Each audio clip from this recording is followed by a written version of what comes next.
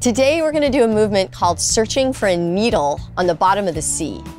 This is a really fun movement to do for strengthening your legs and your waist, which are the two areas where people complain the most about having extra weight. If you also have any pain in these areas, these gentle movements will help ensure that you're not creating further injury. Visualize any unneeded thoughts, feelings, or even those extra fat cells leaving the body as you breathe out. And visualize positive thoughts, vitality, and strength coming into your body as you breathe in. Let's search for that needle. Try this with me. So with this movement, you're going to start with your weight about 80% on the back foot, and the front foot is just going to be gently touching the ground with the toe.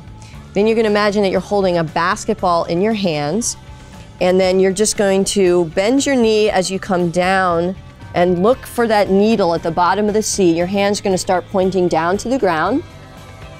And then at the inhale, they're going to rise up back to your chest.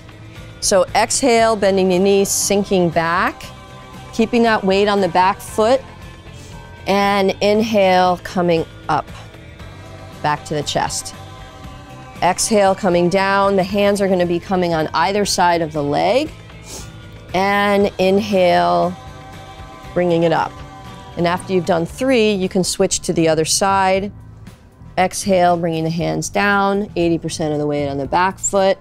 Hands around the side of the leg. And watching your hands as they come up and down. So as they move down, when they come to the waist, they're going to start pointing down to the ground. And then bringing them up, back to the chest around the same place. And then when you've done 3 on each side, you can close.